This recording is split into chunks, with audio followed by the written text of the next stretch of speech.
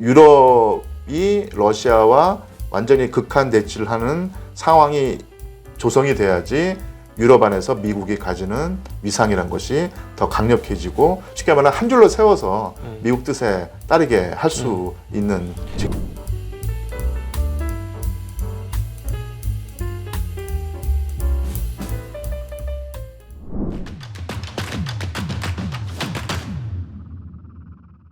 그러면은 예. 말씀을 하신 거를 근거로 보면 메르켈 그때 사이 안 좋았구나. 트럼프하고 메르켈은 안 좋았죠. 예, 맞습니다. 그땐 진짜 안 좋았고. 예. 그 전도 독일하고 미국이 그냥 써먹써먹 써야 그러니까 될 것 같은데요? 기본적으로 그 독일이 미국의 뜻에 사실은 뭐 거스르지 않고 그 미국 체제 아래에서 경제 성장을 구가해 왔지만 어느 순간에 독자적인 노선을 걸을 가능성이 뭐 없지도 않고요.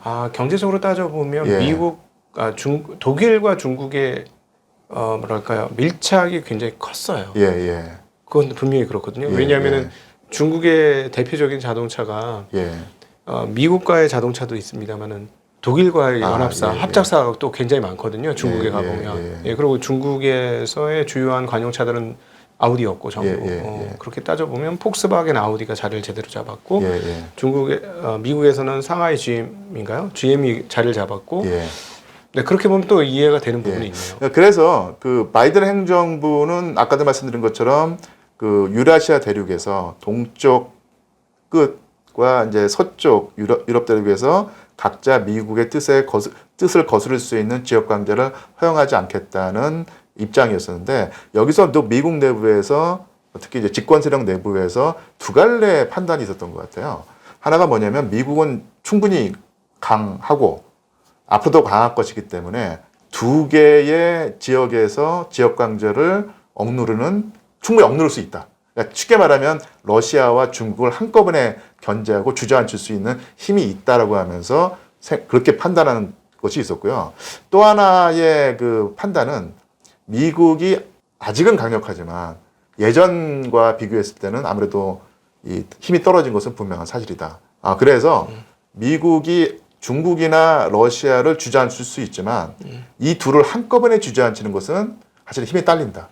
그래서 경중을 따져봤을 때 러시아보다는 중국이 더 위협적인 존재이니 중국을 주저앉히는데 온 힘을 쏟아야 되고 그런데 러시아는 우리 미국의 역량이 예전 같지 않으니 중립화하거나 아니면 미국의 우호적인 세력으로 묶어 두어서 이쪽을 안정화하고 모든 힘을 중국 견제에 투입한다. 이런 전략을 세웠다고 할 수 있어요. 네. 그래서 아마 그런 전략, 그러니까 그 미국이 아직은 초강대국이지만 그렇다고 해서 동아시아와 유럽에서 중국과 러시아를 한꺼번에 주저앉히기는 쉽지가 않으니 중국에 집중하자.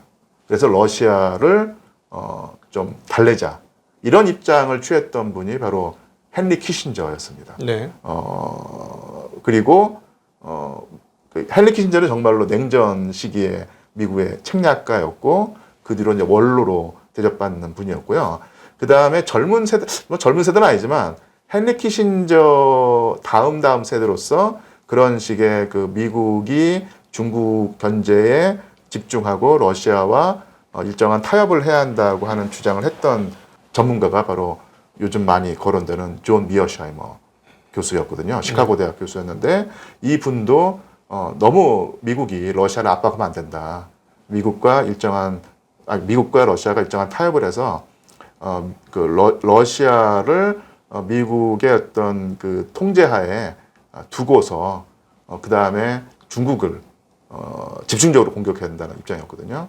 근데 그런 입장에 선다고 하면은 우크라이나를 러시아에게 준다는 표현이 이상하지만 우크라이나에서 러시아가 행사하는 일정한 그 뭐랄까 영향력을 그냥 경계 속에 뒀어야 되는 인정해도 됐다고 했었는데 계속해서 그 러시아가 나토의 동진에 따르는 어떤 피해 의식 그리고 우크라이나를 어쨌든 간에 그 움켜쥐고 있어야 했다는 어떤 그런 생각을 좀 달랬어야 되는데 이게 미어샤이머 교수라든지 헨리 키신저 이런 그 부류의 그 정책에서는요 그런데 바이든 행정부가 필요 이상으로 러시아를 압박하고 그다음에 또 바이든 행정부 초기에 푸틴 대통령을 보면서 우리가 그 우크라이나를 완전히 그 미국의 어떤 세력권 아래에 넣겠다는 생각을 하지 않는다라는 식으로 계속 뭐랄까요 좀 달래는 없던 입장을 취해왔었는데 그런 입장을 전혀 보이지 않았다는 얘기죠.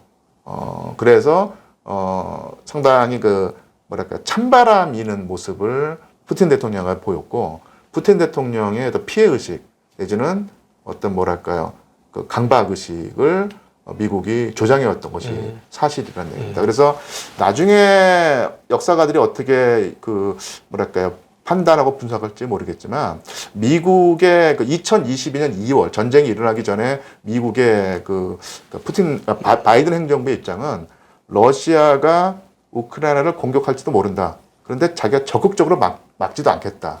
그러니까 이런 스탠스를 취해왔거든요. 그때 더 적극적으로 러시아와 이제 뭐랄까 러시아 밀어붙이거나 아니면 러시아의 어떤 입장을 뭐 존중해준다는 표현이 좀 이상하지만 일정 정도 푸틴 대통령의 요구 조건을 들어줬으면 푸틴 대통령이 굳이 그 국력을 소진하면서까지 전쟁을 일으키는 어떤 그런 판단을 하지 않았을 텐데 미국으로서는 뭐 해볼 테면 해봐라. 근데 지금 와서 보면 예. 결국은 미국의 발표 내용을 보면 가장 빨리 예. 전쟁이 날 거라고 확신을 했었고 그렇죠. 예. 알고 있었다는 내용이잖아요. 예, 예. 지금 와서 보면 미국은 여기 이렇게 침공할 거라는 걸 알고 있었고 예, 예.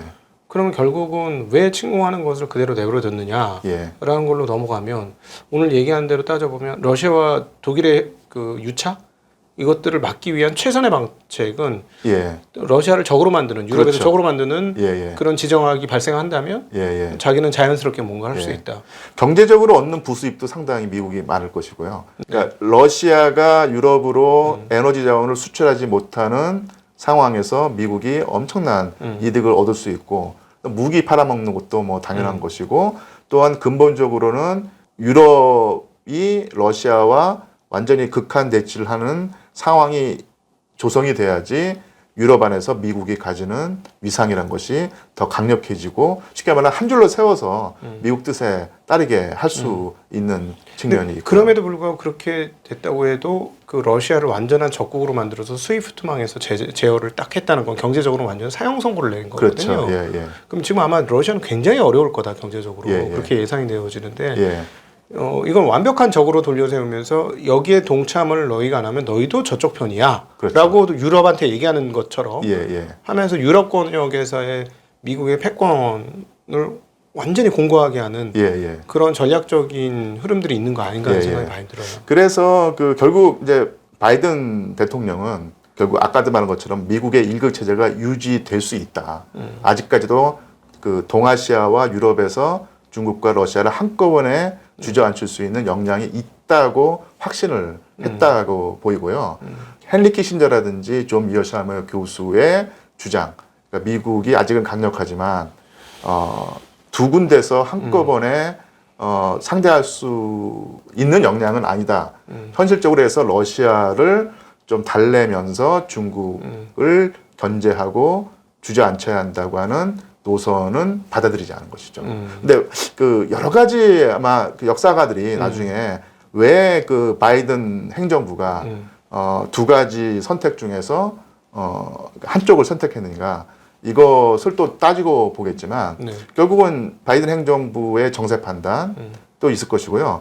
또 하나 그 저는 이 존 바이든이라고 하는 인물이 우크라이나에 상당히 뭐랄까 좋게 말하면 애착이고 나쁘게 말하면 집착을 한다는 느낌이 좀 보입니다. 집안 문제도 좀 있습니다.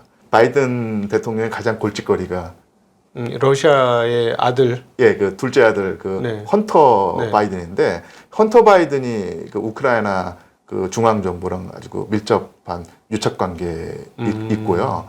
그래서 그 저번에 그 바이든 대통령이 트럼프 후보와 그 TV 토론을 했을 때 아주 그 죽을 쏴서 그 아주 그 뭐랄까요 사면초가 상태에 모여서 민주당 안에서도 이제 후보 교체한다고 했을 때 상당히 그 바이든 대통령이 적극적으로 아니다 할 수 있다고 하면서 저항을 했지 않습니까? 네. 근데 가족회의를 한다고 했어. 그 가족회의에서 이제 그 진퇴 여부를 결정한다고 했는데 그때 절대로 바이든 대통령이 후보 자리에서 물러나면 안 된다고 강력한 의견을 개진했던 인물이 바로 헌터 바이든이었어요. 근데 그 헌터 바이든이 뭐 나름대로 생각했겠지만 우크라이나 정부와 이렇게 유착된 어떤 그런 측면도 그 뭐랄까요 작용을 했을 것 같고요. 이것은 뭐 여러 가지 요인 중에 하나이지만 바이든이라고 하는 인물을 결국은 하나의 어떤 자연인으로 봤을 때 그런 가족 사이에서의 관계가 또 작용을 했던 것이고 예전에 바이든이 그 오바마 행정부의 부통령이었다고 했을 때요.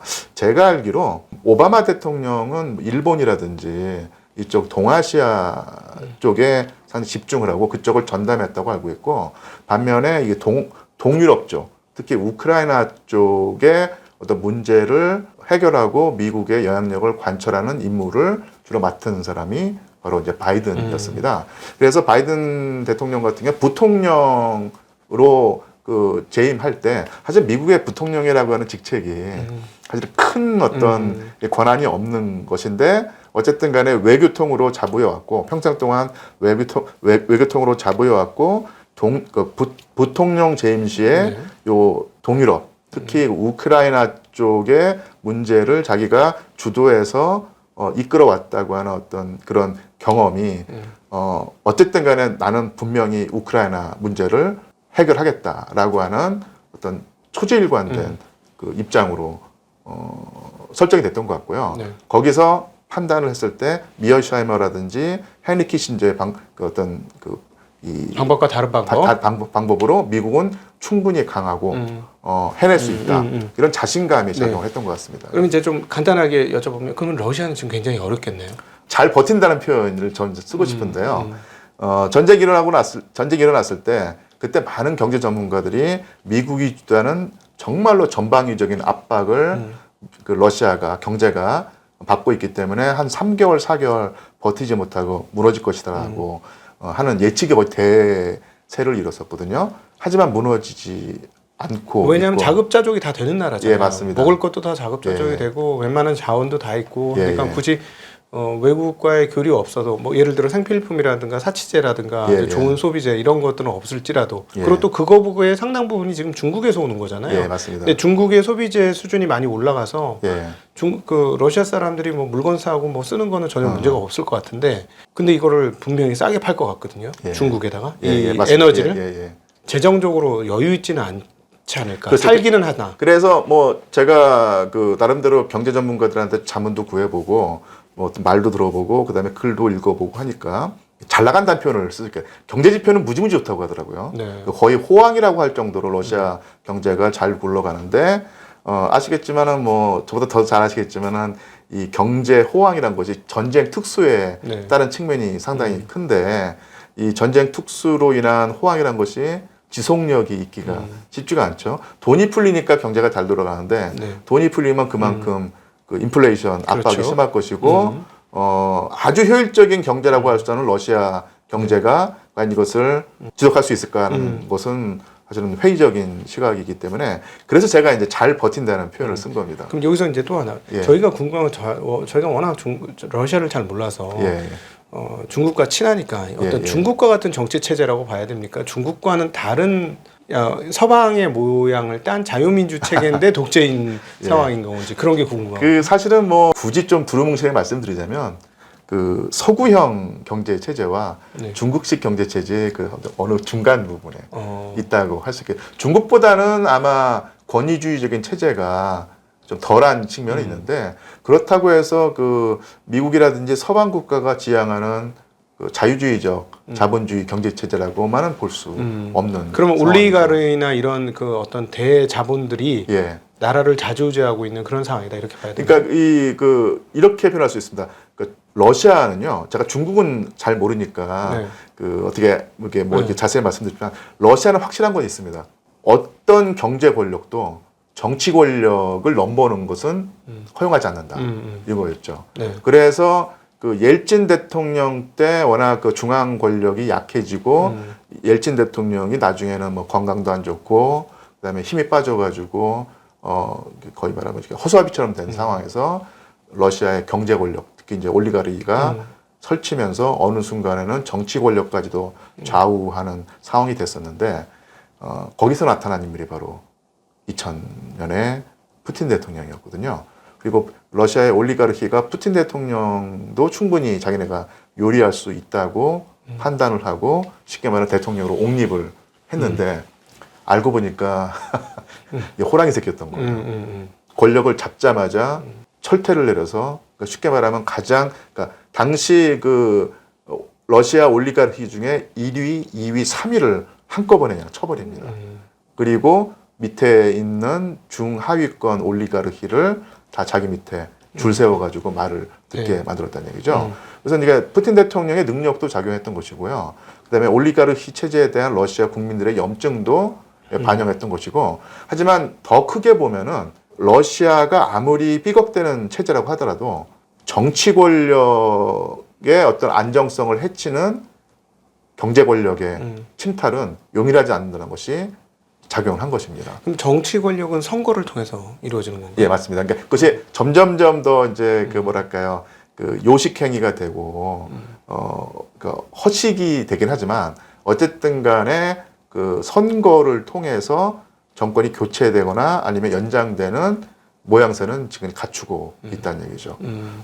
하지만 푸틴 대통령은 정치적인 라이벌도 허용하지 않지만 경제 권력이 자기의 기반을 흔드는 것은 허용하지 않는다는 얘기입니다. 근데 반면 달리 말해서 자기의 권력을 넘보는 정계 권력은 가만두지 않지만 자기의 권력을 인정하고 자기의 뜻에 따르는 경제 권력은 절대로 해치지 않고요. 오히려 이게 키워주는 입장을 보입니다. 그래서 2000년대 초에 그 푸틴에게 대들었던 올리가르히는 다 쉽게 말하면 감옥에 가거나 해외로 망명을 하거나 어느 순간에 목숨을 잃었는데 순정하는 올리가르히는 오히려 더 잘 나가죠. 그래서 지금 축구 좋아하시는 분은 알겠지만 지금은 아니지만 첼시 두 단주가 있었죠. 예, 러시아 사람. 아브라모비치였었는데 이 아브라모비치는 딱 그 판단을 내린 거예요. 푸틴이 집권했을 때 저항해봤자 안 된다. 그리고 푸틴 대통령이 자기의 권력을 인정해주는 경제 권력은 키워줄 것이라는 생각을 하고 철저히 엎드려가지고 순종을 하고요. 그 푸틴이 요구하는 걸 다 들어줍니다. 그러니까 푸틴 대통령이 지금 모스크바라든지 상트페테르부르크는 웬만큼 안정적으로 굴러가는데 이 러시아 변경 지역이 너무 낙후돼 있으니 돈 많이 가진 그리고 만약에 예전에 특혜를 받았던 올리가르히 너희들이 지방 경제를 살려라. 그러면은 노블리스 오블리제도 수행하는 셈이 될 것이고 올리가르히의 평판도 좋아질 것이고 국가 경제에 도움이 되지 않겠는가라는 미션을 주거든요. 그래서 러시아에서 가장 낙후된 지역이 바로 추코치아라고 하는 지역인데 저기 그 시베리아의 한쪽 끝에 있는데 거기 주지사가 됩니다. 아브라모비치가. 그리고 자기의 사제와 모든 걸 털어가지고 그쪽 지역의 경제를 되살려 놓거든요. 그래서 이만하면 됐지 않습니까 싶었는데 푸틴 대통령이 한 번 더 해라고 해요. 그래서 울며 겨자 물기를 한 번 더 합니다. 그러면서 그 추코치아 지역이 상당히 발전을 했고요.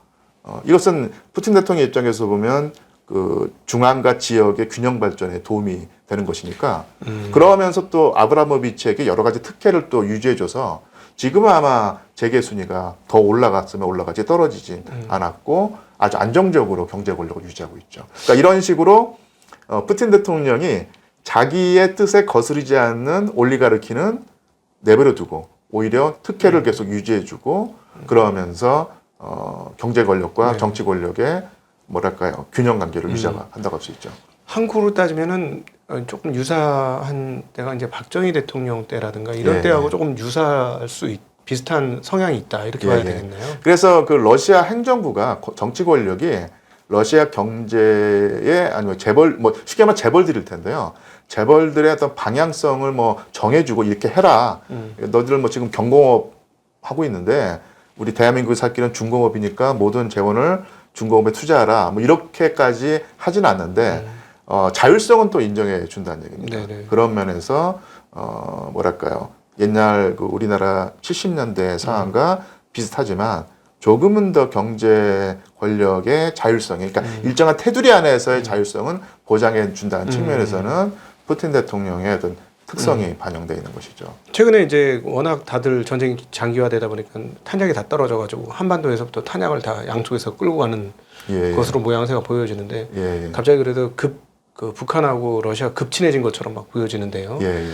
그 이게 러시아하고 북한이 원래적으로 친해서 그런 건지 아니면 정말 필요에 따라서 지금 잠시 친해진 건지 그것도 예. 좀 궁금해요. 푸틴 대통령 입장에서 큰 그림입니다. 미국의 일극 체제를 깨트리고 다극 체제로 만드는 것이고 그 다극 체제 하나가 바로 이제 러시아가 되는 것이겠죠. 네, 현실적으로는 미국이라는 체제가 한꺼번에 무너지지 않겠지만 여전히 강력한 세력이겠지만 원 오브 댐이 될 것입니다. 그래서 그 미국이라는 극 주위에 중국도 있을 것이고 그 다음에 남아프리카 공화국, 뭐 브라질, 인도가 있겠죠. 그 중에 또 하나가 러시아가 될 것이고 이렇게 다극 체제로 만든다고 했을 때 결국 이제 제가 그 경제는 잘 모른다고 하지만 결국은 제가 알기로 미국의 패권이 유지되는 가장 큰 이 기반이 페트로달러라고 하나요? 네. 그 달러가 기축 통화로 기능을 한다는 것인데 이 기축 통화, 그러니까 달러 기축 통화 체제를 그 어떻게든 간에 흔들지 않고서는 러시아가 살아남을 수 없다고 생각을 해가지고 다른 결제 수단을 계속 하지 않습니까?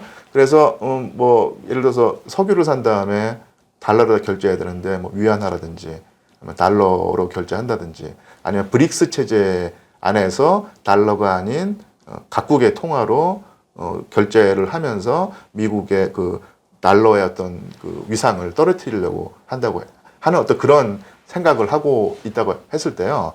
이 동북아시아에 진출을 해서 북한과 다시 그 예전에 어떤 우호 관계를 더 강화하고 대한민국과 긴장 관계를 유지하는 것 이런 것도 결국은 동아시아에서 러시아 힘을 키운다고 할 수 있겠죠. 그러니까 이게 그 아까도 말씀드렸지만 푸틴 대통령이 집권했을 때 여전히 그 지향성은 서방이었어요. 러시아가 근대 이후로 계속 그 서방을 지향해 왔고 서방에 그 우리의 그 활로가 있다고 생각을 하면서 계속 어떤 뭐랄까 제안도 하고 추파도 던지고 했었죠. 근데 그런 관계에서 이게 안 먹히니까 결국 전쟁까지 일어나게 됐는데 미국을 그 위시한 서방 국가가 일사불란하게 러시아를 압박하는 상태가 되니까 푸틴 대통령의 생각에서는 활로를 다른 곳에 뚫어다 생각했던 것입니다. 그게 바로 아시아였고요. 동아시아였다는 얘기죠. 그래서 더더욱더 인도와 그 밀착하는 관계를 유지하고 모디 총리가 얼마 전에 러시아를 방문한 것도 그냥 한 것은 아니겠고요. 네. 중국과 일정한 그 알력이 있지만 어쨌든 간에 더 그 밀착하는 관계가 있고 또 하나 연해주를 개발하고 동북아시아에서 러시아의 영향력을 키우고 그다음에 태평양까지 진출한다고 했을 때 제가 볼 때 치트키가 바로 북한이었던 것 같아요. 북한 카드를 가지고 있으면 대한민국과도 협상을 할 수가 있고 그다음에 중국, 미국, 일본과 다 함께 할 수 있기 때문에요. 그런 면에서 러시아가 그 전까지는 그 북한과 좀 대면대면한 관계를 유지해 왔었고 오히려 이 한반도 주위의 역학관계에서 대한민국 편을 들으면 들었지 북한 편을 들지 않는 상황이었었는데 이 전쟁을 계기로 해서 확실하게 입장을 바꿨고 제가 볼 때는 물론 이제 그 전쟁을 수행하면서 우크라이나만큼은 아니겠지만 러시아도 물량이 딸리니까 북한의 포탄을 확보하는 어떤 그런 목적으로 그 북한과 그 접촉을 했겠지만 네. 그것이 제가 볼 때 메인은 아닌 것 같고요. 예. 그러니까 그 종속적인 요인 중에 하나였을 것이고 역시 그 메인은 이 북한이라고 하는 카드를 이용해서 동북아시아에서 러시아가 가지는 협상력을 키우겠다 이런 판단을 해서 서진이 막혔으니 동진 쪽으로 뭔가 풀어보겠다. 예, 예. 네. 그리고 그 이 동아시아에 인도도 있고 일본, 중국, 미국, 대한민국 엄청나게 많은 이 그 경제 그 거인들이 있는데 이런 거인들과 협상하면서 협상력을 러시아가 키울 수 있는 가장 좋은 패가 북한이었던 거예요. 네. 북한을 가지고 중국과도 협상할 수 있고 대한민국, 미국 다 할 수 있으니까요. 그런 면에서 충분히 저는 그 푸틴 대통령이 북한과 그 결속 관계를 강화하는 것이 포탄 하나 얻자고 하는 것은 분명히 아니고요. 더 큰 그림. 그러니까 미국의 일극 체제를 깨뜨리고 동아시아에서 러시아의 영향력을 강화하는 가장 좋은 이제 카드였다. 이렇게 판단합니다. 예. 아, 네.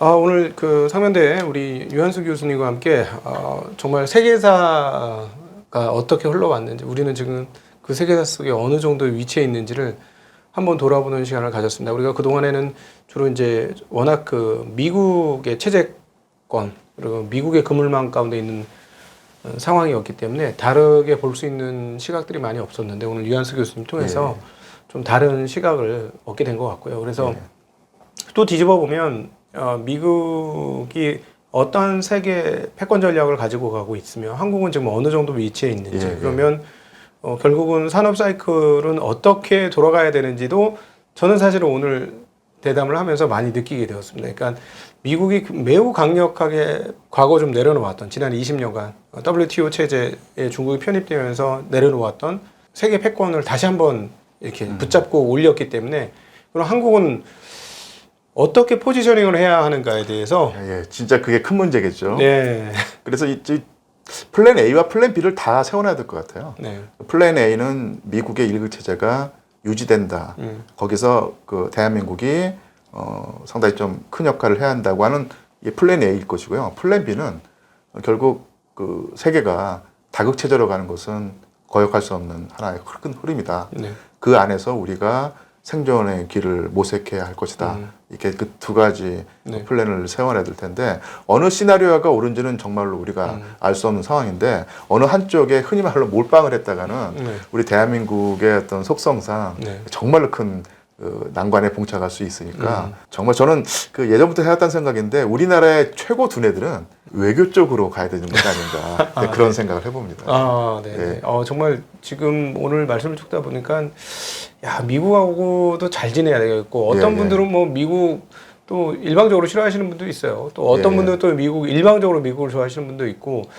그런데 말씀하신 것처럼 경제에서 어떻게 하고 또 군사적으로 또 어떻게 하고 또 다른 나라의 눈치는 어떻고, 우리가 작은 나라라서 어쩔 수 없이 눈치를 좀 봐야 되는 상황인 것 같습니다. 그러니까 제가 생각할 때는 19세기 말과 20세기 초에 이 한반도를 둘러싼 이 열강들의 각축전이 정말로 심했고, 거기서 대처하지 못해서 망국의 길을 걸었었는데, 그때와 지금 뭐 구조는 다르고 상황이 다르겠지만 어쨌든 간에 그 경랑이 있는 바다에 한반도가 위치했다는 그 사실만큼은 똑같은 것 같고요.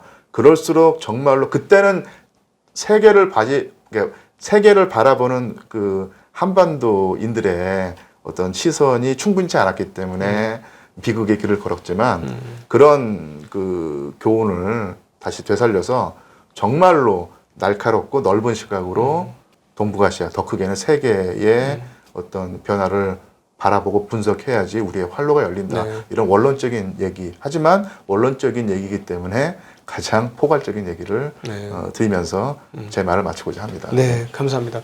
오늘 들으시는 분들도 생각이 굉장히 많아지실 것 같습니다. 저는 기술이 정말 중요하구나 하는 생각 또 다시 한번 하는 시간이었고, 한국 기술을 잘 갈고 닦아서 여기에도 필요하고 저기에도 필요하지 버린 카드고 묵살할 카드가 안 되는 게 정말 중요하겠다, 이런 생각을 많이 해보는 시간이었습니다. 네. 좀 낙관적인 생각으로는 아마 19세기 말 20세기 초의 한반도보다는 지금의 우리 한반도가 더 역량이 크다는 점에서는 조금 낙관적인 빛이 좀 보입니다. 네. 오늘 귀한 시간 내주신 우리 류한수 교수님께 감사드리고, 또한 귀한 시간으로 함께해 주신 모든 시청자분들께도 감사 인사 드리겠습니다. 인사드립니다. 고맙습니다. 네, 고맙습니다.